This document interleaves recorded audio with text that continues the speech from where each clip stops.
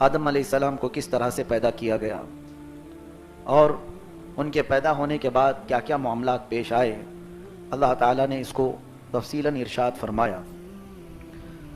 ارشاد ہوتا ہے کہ رب ذوالجلال فرشتوں کو یوں فرماتا ہے کہ میں زمین میں اپنا ایک نائب، اپنا خلیفہ بھیجنا چاہتا ہوں جو میری قدرت کے مظاہر کو بیان کر سکے۔ تو فرشتوں نے پہلے یہ کہا کہ اے مولا، ہم تو تیری تسبیح اچھی بیان کرتے ہیں، تیری عبادت میں ہم تو بہت لگے ہوئے ہیں، پھر انسان کو جو جا کر کے خون ریزی کرے گا، فساد کرے گا زمین پر، ایسے کو تو کیوں اپنا خلیفہ بناتا ہے؟ اللہ عز و جل نے فرشتوں کو یوں فرمایا کہ جو میں جانتا ہوں وہ تم نہیں جانتے۔ پھر تخلیق شروع کی بات ہے، یہ آدم علیہ السلام کی پیدائش کے سلسلے میں جبرائیل امین علیہ الصلوۃ والتسلیم کو زمین پر بھیجا گیا، جگہ جگہ کی مٹی اٹھا لائیں، اس لیے کہ انسان کو مٹی سے بنانا تھا۔ اس وقت یہ روایات میں ہے کہ جبرائیل امین علیہ الصلوۃ والتسلیم زمین سے مٹی اٹھانے کے لیے آئے، زمین کی پیدائش ہو چکی، آسمان بن چکا، یہاں پیڑ پودے لہلہاتے ہوئے موجود ہیں، سمندروں کی موجیں ہیں، پہاڑ جبل شامخ کھڑے ہیں، لیکن انسان نہیں تھا پوری کائنات میں۔ زمین سے جب وہ مٹی اٹھانے لگے تو زمین نے رونا دھونا شروع کیا کہ جبرائیل کس لیے لے جایا جا رہا ہے؟ کہا انسان بنانے کے لیے۔ کہا انسان بنے گا، پھر وہ آئے گا میرے اوپر، قتل و غارت کرے گا، خون ریزیاں کرے گا، گناہ سے مجھے سرخ کر دے گا، لہٰذا مجھ سے مٹی کو نہ اٹھاؤ۔ زمین پر رحم کھا کر حضرت جبرائیل علیہ السلام واپس چلے آئے، عرض کرنے لگے مولا زمین بہت رو رہی ہے کہ اس کے حصے سے مٹی اٹھا کر انسان نہ بنایا جائے۔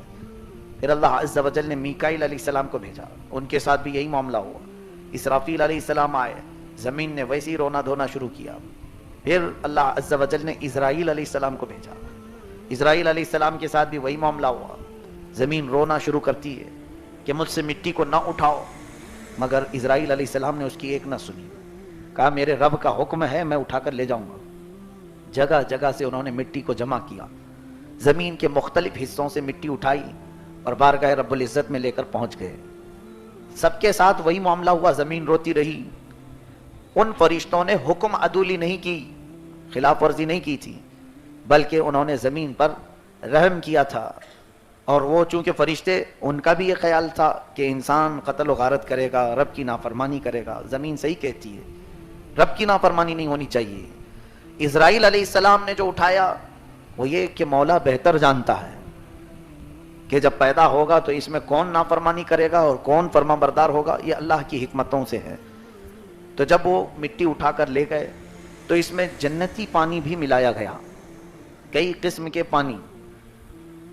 حدیث پاک میں اس کی بہت ساری تفصیلات موجود ہیں۔ اس کے بعد پھر گوندھا گیا، مٹی کو گوندھ کر کے پھر سکھایا گیا، اس کو آگ کی گرمی دی گئی، پھر اس کو ہوا دی گئی۔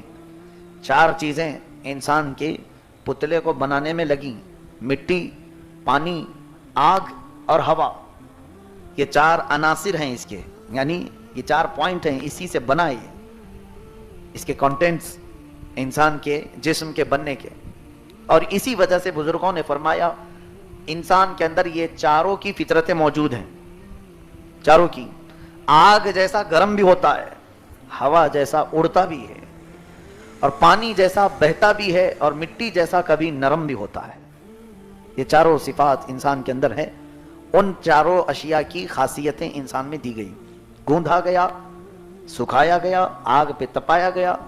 پھر یہ بھی روایت میں ہے کہ سدرۃ المنتہا سے 40 دن اس پر بارش برسائی گئی، برسایا گیا پانی۔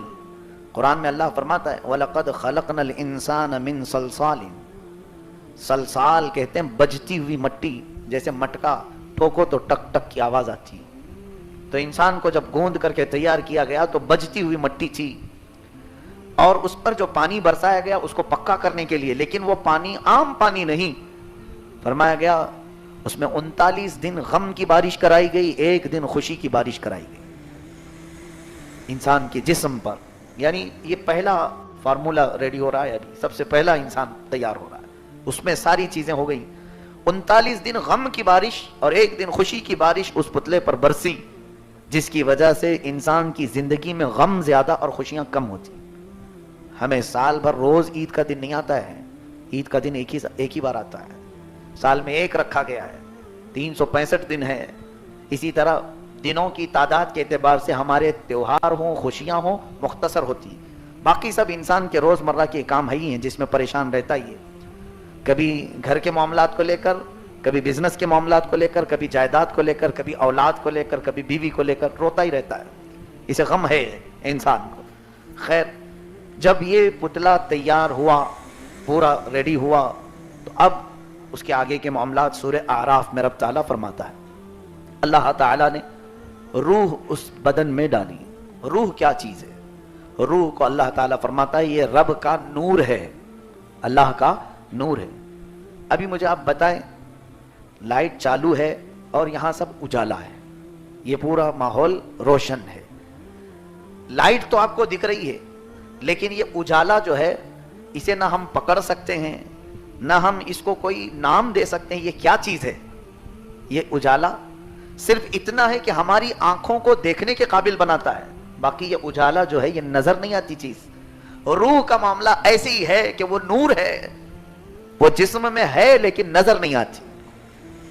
کچھ پاور ایسے ہوتے ہیں، اب اس کو سمجھنے کے لیے میں یوں سمجھاؤں. کبھی آپ کو سر درد ہوتا ہے کہ نہیں ہوتا؟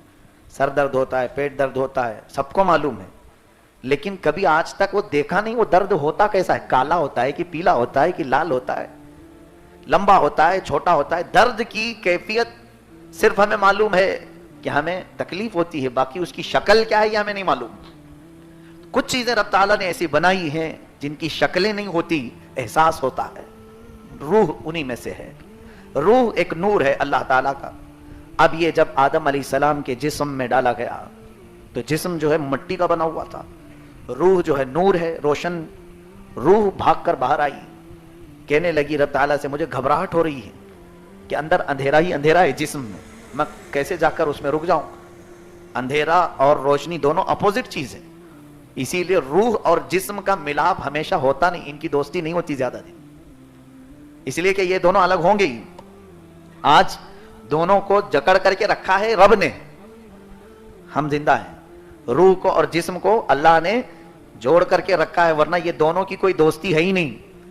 جس دن حکم ہوگا روح اتنی تیزی سے بھاگتی ہے جسم سے کہ دوبارہ اس کی طرف آنا بھی نہیں چاہتی، کبھی نہیں.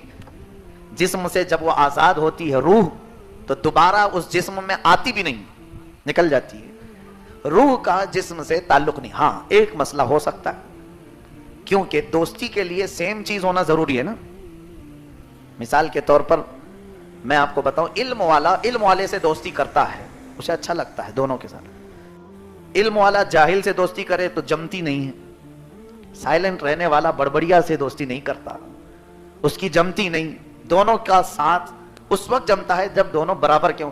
روح جو ہے نور ہے اور جسم اندھیرا ہے، دونوں کی دوستی جمتی نہیں. اسی لیے جب موت آتی ہے روح نکل کر بھاگتی ہے. لیکن ہاں جن اہل اللہ نے اپنے جسم کو بھی نورانی بنایا ان کی روح جاتی ہے پھر آ جاتی، کیونکہ دوستی جو ہو گئی، روح نورانی ہے. اور ان اولیاء کاملین نے جسم کو بھی نورانی بنایا تو روح کی جسم سے دوستی ہو جاتی ہے. اسی لیے ہم کہتے ہیں اللہ کے اولیاء قبروں میں زندہ ہوتے ہیں، ان کی روح ان کے پاس ہوتی ہے، آس پاس ہوتی ہے، جو بھی ہے. تو آدم علیہ السلام کے جسم سے جب یہ بھاگ آئی تو اللہ عز و جل نے اس روح کو اس میں بٹھانے کے لیے نور محمدی صلی اللہ علیہ وسلم کو آدم علیہ السلام کی پیشانی میں رکھا. یہ پہلا ٹرانسفر ہے نور محمدی کا. میرے آقا صلی اللہ علیہ وسلم کا نور اللہ نے آدم علیہ السلام کی پیشانی میں رکھا. اب وہ نور کی جگمگاہٹ ایسی تھی کہ جب سورج اور چاند نہ ہو کر کے بھی کائنات روشن ہوتی تھی. نور محمدی. تب پھر روح کو ڈالا گیا تو روح جا کر قرار پا گئی، رک گئی، کیونکہ اب جو روشنی آ گئی نور محمدی کی. آدم علیہ السلام سب سے پہلے چھینک مارتے ہیں، چھینک آئی آپ کو، اور سب سے پہلا جملہ آپ کی زبان سے الحمدللہ نکلا. انسان کی زندگی کا سب سے پہلا کلمہ کیا ہے؟ الحمدللہ. اور چھینک آنے کے وقت ہمیں کہنا کیا چاہیے؟ الحمدللہ. یہ ہمارے باپ کی سنت ہے. آدم علیہ السلام اور دنیا میں آنے سے پہلے سب سے پہلا جملہ زبان سے نکلا. کچھ بدماش ہوتے ہیں بیچارے، اسلامی اسکالر کہلاتے ہیں اپنے آپ کو، اور چھینک مارتے ہیں کہ I am so sorry. Sorry, ये क्या जुमला है? इस्लामिक स्कॉलर उनको कहा गया है, माअज़ल्लाह, अल्हम्दुलिल्लाह का जुमला नहीं आता। छींक मार करके सो सॉरी कहते किसको? क्या तुम्हारी गलाजत सामने पर उड़ी इसलिए? नहीं, अल्लाह का शुक्र उस वक्त हम बजा लाते हैं हम अपनी असल को याद करते हुए कि अल्लाह ताला ने रूह हमारे जिस्म में डाली। तो जब आदम अलैहिस्सलाम को बेदारी आई तो आपने सबसे पहले रब का शुक्र किया, अल्हम्दुलिल्लाह। फिर अल्लाह ताला ने आदम अलैहिस्सलाम को खड़ा फरमाया और तमाम कायनात का उन्हें मुशाहिदा करवाया गया। वअल्लम आदम अल-अस्माअ कुल्लहा, तमाम चीज़ों के नाम उन्हें सिखाए, सब चीज़ों के नाम अल्लाह ने उन्हें सिखाए। ये पहले पारे में भी मौजूद है, उठाकर तफसीर देख लेना। एक बहुत अहम बात मैं बता रहा हूँ, तफसीर में बताया गया क्या क्या सिखाया गया था आदम अलैहिस्सलाम को।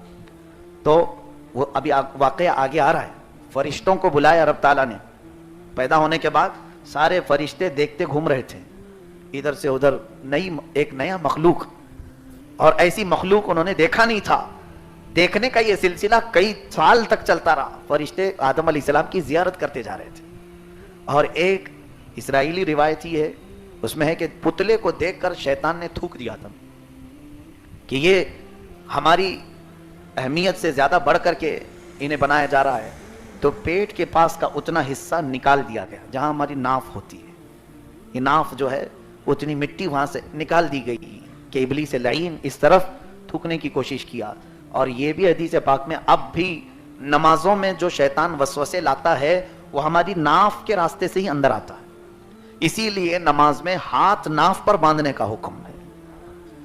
बात समझ में आई? जब हम अल्लाहु अकबर कहकर तकबीर बांधते हैं तो नाफ पर, बोम्बी जिसको कहते हैं, उस पर मजबूती से हाथ बांधते हैं ताकि शैतान वहां से दाखिल होने ना पाए। ये तारीख है, ये रिवायात है। आदम अलैहिस्सलाम को जब बेदारी हुई, फरिश्ते जो पूछ रहे थे ना, ऐसे को तू खलीफा बनाएगा, जमीन पर भेजेगा, अल्लाह ने उनको बुलाया और कुछ चीजें उनके सामने पेश किया। है फरिश्तों, बताओ इसे क्या कहते हैं, इसे क्या कहते हैं? फरिश्तों ने नई नई चीजें देखी थी, जमीन की चीजें होंगी, कुछ भी होंगी। फरिश्ते कहने लगे, कालू ला इल्म लना इल्ला मा अल्लमतना इन्नका अंतल अलीमुल हकीम। ऐ मौला, हमें तो उतना ही मालूम है जितना तूने सिखाया है, और तू इल्म वाला, हिकमत वाला, ये सब चीजों के नाम हमें नहीं मालूम। तुम अरदहुम, फिर आदम अलैहिस्सलाम के पास पेश किया गया और कहा गया, अंबिऊनी बिअस्माइ हाउला इन कुंतुम, कालू सुब्हानका ला इल्म लना इल्ला मा अल्लमतना इन्नका अंतल अलीमुल हकीम। काल या आदम अंबिउहुम बिअस्माइहिम, ऐ आदम अब तुम बताओ इन चीजों के नाम क्या। आदम अलैहिस्सलाम गिनाना शुरू किया, इसको फलां कहते हैं, इसको ये कहते हैं, इसको ये कहते हैं, यहां तक कि उन्होंने कायनात की मौजूद सारी चीजों को गिना दिया। वो दरख्त हों, पत्ते हों, फल हों, या जानवर हों, कीड़े मकोड़े हों, परिंदे हों, सबके नाम उन्होंने गिनाए। फरिश्तों को उस चीज का इल्म नहीं दिया गया था। हत्ता कि हदीस पाक में आदम अलैहिस्सलाम को 7 लाख जुबानें सिखाई गई। 7 जुबानें नहीं आती हमको, 7 लाख जुबानों का इल्म दिया गया। और जब आदम अलैहिस्सलाम बोलने लगे फलां फलां फलां फलां, तो इल्म का रौब ऐसा छाया कि अल्लाह ने फरमाया, अब क्या कहते हो फरिश्तों? सब झुक गए, कहा उसजुदू li आदम, अब आदम को सजदा करो। ताजीम का सजदा था, इबादत का नहीं। अब फरिश्तों ने सजदा किया। कितना लंबा था? हदीस पाक में है वो 500 साल का एक सजदा था। और फिर उन्होंने सर उठाया तो देखा इब्लीस खड़ा है। इब्लीस सजदा नहीं किया, वही जिक्र आज के पारे में है। वो कहने लगा, खलक़तनी मिन नारिन व खलक़तहु मिन तीन, मुझे तूने आग से बनाया है और इसे मिट्टी से बनाया है। आग मिट्टी के सामने कैसे झुके? वो नहीं झुका। तो फरिश्ते जब सर उठा करके देखे, उनका उस्ताद खड़ा है। इब्लीस जो है फरिश्तों का मुअल्लिम रहा है, उस्ताद रहा है। फरमाया गया कि उसके सजदे अगर जमीन पर फैला दिए जाएं तो एक राई का दाना भी बाकी नहीं रहेगा। इतने सजदे उसने रब के किए। लेकिन गुरूर, घमंड, अपने आप में कुछ होने का एहसास, ये उसे ले डूबा। अल्लाह ने फरमाया, फखरुज इन्नका मिनस सागिरीन, निकल जा, अब तू मरदूद है, तू बहुत ही जलीलों में से है, मेरे दरबार से तू निकल जा। अब फरिश्ते जब सर उठाकर देखे तो ये खड़ा है, तो दूसरा सजदा फिर फरिश्तों ने शुक्राने का किया। पहला तो रब का हुक्म था, दूसरा फरिश्तों ने खुद से किया शुक्र में कि ऐ अल्लाह तेरा शुक्र है, हम इब्लीस की सोच वाले तो नहीं। इसीलिए नमाज की रकात में 2 सजदे फर्ज किए गए। ये फरिश्तों की सुन्नत है। एक सजदा अल्लाह के हुक्म पर اور دوسرا اس بات پر کہ اللہ نے ہمیں کافروں میں نہیں بنایا، سجدہ کرنے والوں میں بنایا. سجدے میں جانے کے وقت یہ احساس بھی ہونا چاہیے، مولا مجھے اس قوم میں پیدا کیا جو اس کی بارگاہ میں سر جھکاتی ہے، اس میں سے نہیں پیدا کیا جو سر اکڑا کر مولا سے جھگڑا کرنے کی سوچتے ہیں. رب تعالیٰ سے ان کا اختلاف. اللہ تعالیٰ نے آدم علیہ السلام کو پھر جنت میں رہنے کا حکم دیا. جاؤ جنت میں، اسکن، جنت میں رہو. جنت کی نعمتیں کیا کم ہیں، اللہ اکبر، ہر طرح کی نعمتیں جنت میں موجود ہیں. لیکن آدم علیہ السلام اکیلا پن محسوس کرتے تھے، بے قراری، بے چینی. اس کا مطلب یہ ہے کہ انسان کو جو پیدا کیا اللہ نے، اس کی فطرت میں ہے یہ اکیلا رہنا پسند نہیں کرتا. انس سے بنا ہے انسان. انس کہتے ہیں دوسرے کی طرف کھچاؤ، لگاؤ، جسم کے اندر ہمارے موجود ہے پہلے سے. اسی لیے انسان جنگلی نہیں ہوتا، اکیلا کوئی ہوتا ہو. لیکن عام طور پر انسان کی عادت، فطرت یہ ہے کہ وہ انسانوں سے قریب رہنا چاہتا ہے. انس ہے اس کے اندر. آدم علیہ السلام کی یہ بے چینی، بے قراری، جنت میں کوئی سی نعمت نہیں ہے، سب ہے، لیکن اپنے جیسا کوئی دوسرا بشر نہیں ہے، سب نعمتیں ہیں.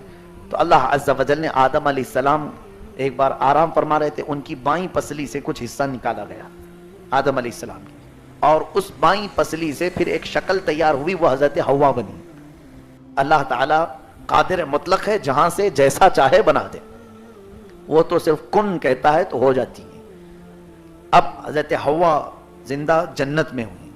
اب یہاں سے فرق ہے، مرد کو باہر بنایا گیا، عورت کو جنت میں پیدا کیا گیا.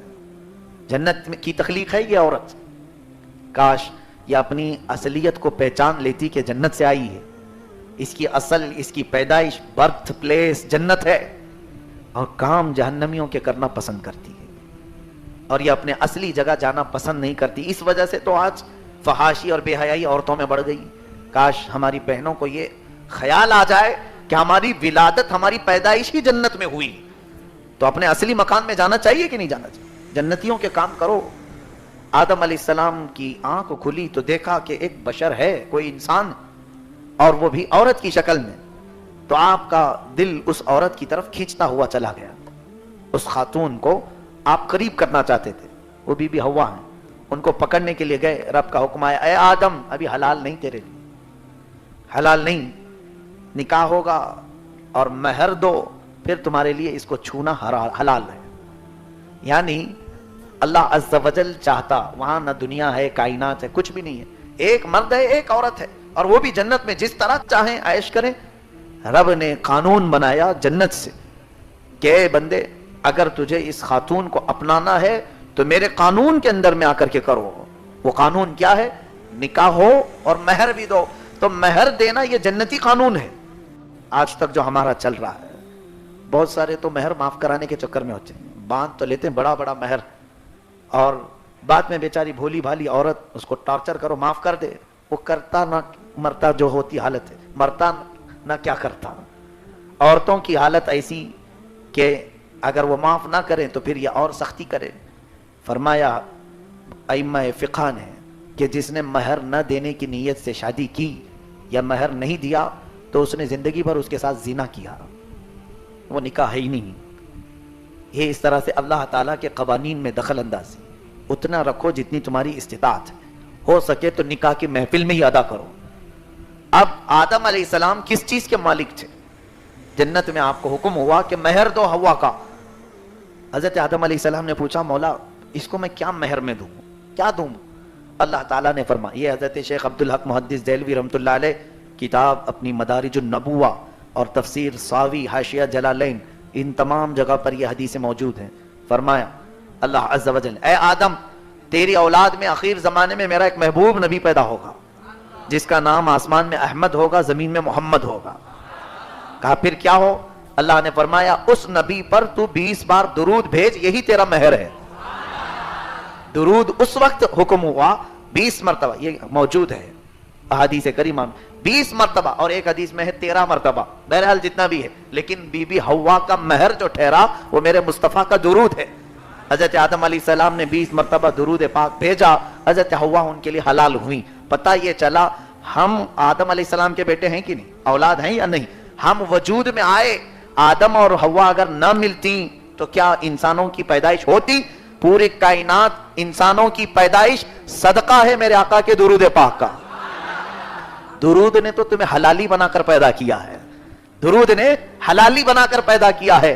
اور پھر جس کو درود سے چڑ ہو پھر اس کی اصل میں خطا ہو سکتی ہے. اعوذ باللہ من الشیطان الرجیم. حضرات محترم, حضرت آدم علیہ السلام بی بی حوا کا مہر جو عطا کیے ہیں, یہ آج نکاح کرنے والے نوجوانوں سے میں تنبیہ بھی کرتا ہوں, انہیں یہ ہدایت دیتا ہوں کہ تم اپنی دلہن کو لے آتے ہو, جو بھی مہر متعین ہوتا ہے 5,000 7,000 10,000 50,000, تو یہ دنیاوی رقم تو ہے ہی. یہ نکاح کی محفل میں دلہن کو دے دینا, یہ مہر تو واجب ہے شرعی, لیکن رات اپنے گھر جانے سے پہلے تم بھی 20 بار درود پڑھ لینا, تاکہ شرعی اعتبار سے جو مال کا مہر تم پر واجب ہوا یہ مہر بھی ادا ہو جائے, اور ہمارے باپ آدم علیہ السلام کی سنت والا مہر بھی ادا ہو جائے. اور وہ مہر جب ادا ہوگا تو انشاءاللہ دنیا بھی جنتی زندگی میں بدل جائے گی. انشاءاللہ دنیا میں رہ کر کے بھی جنتی زندگی بی بی حوا اور آدم کی زندگی انشاءاللہ رب چاہے تو عطا فرمائے گا. یہ ہوئی آپ کی زندگی شروعات. اب وہاں سے جو آگے کے معاملات ہیں, کل کی تفسیر میں بھی میں نے بتایا تھا, اللہ نے فرمایا تھا اسکن انت وزوجک الجنہ فکلا من حیث شئتما, یہاں تم اور تمہاری بیوی رہو, جو چاہو من میں آئے سب کھاؤ. ولا تقربا هذه الشجرہ, ایک درخت کے قریب مت جانا, یہاں مت جانا.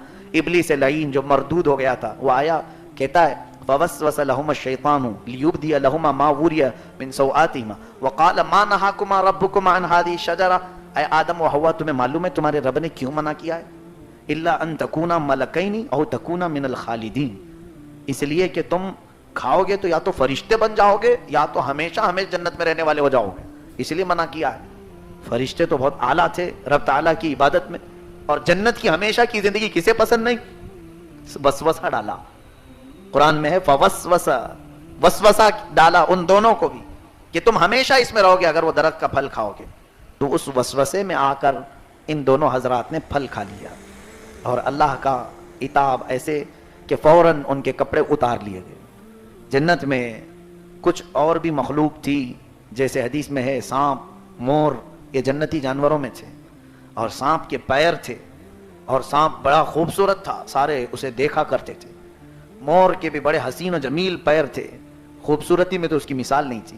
تو فرمایا گیا کہ یہ دونوں جانوروں نے شیطان کی بات آدم و حوا تک پہنچانے میں مدد کی, اس کا پیغام لا کر ان کو پہنچاتے تھے, ادھر کی بات ادھر پہنچایا کرتے تھے. شاید ہو سکتا ہے شیطان اندر نہیں آتا, گیٹ پر کھڑا رہتا ہوگا, وہاں سے بول کر بھیجتا ہوگا, جیسے بھی معاملات. پھر جب آپ دونوں کے کپڑے اتارے گئے تو جنتی جو 2 درخت تھے, ایک انجیر کا اور ایک امرود کا, جام جس کو کہتے ہیں, پیرو کہیں یا جو بھی, امرود, یہ دونوں درختوں نے اپنے پتے دیے کہ جسم چھپا لو. تو اب ہوا یہ, اللہ تعالیٰ نے فرمایا تم جنت سے اتر جاؤ. آدم علیہ السلام, حضرت حوا کو, ان کو بھی اتارا گیا. اس سانپ کو, مور کو سزا کے طور پر اتارا گیا. سانپ کے پیر ختم کر دیے گئے, مور کے پیر بدصورت بنائے گئے. آج بھی مور ناچتا ہے اور اپنے پیر دیکھ کر کے رونے لگتا ہے. اور اس کے علاوہ یہ دونوں درختوں کو اتارا گیا, اتر جاؤ. اور اللہ فرماتا ہے وَلَكُمْ فِي الْأَرْضِ عَدُوٌّ, تم آپس میں عدوٌ, ایک دوسرے کے تم دشمن رہو گے, کسی کی ایک دوسرے سے جمتی نہیں. سانپ کی مور سے نہیں جمتی, انسان کی سانپ سے نہیں جمتی. دونوں درخت تو آپس میں ایک جگہ اگتے نہیں. پھر شیطان مردود کا اوپر جانا بھی بند کرایا گیا, آسمانوں تک بھی وہ نہیں پہنچے گا. اور اللہ تعالیٰ نے فرمایا اب تمہیں ایک مدت تک زمین پر رہنا ہے. یہ ہے ہمارے تخلیق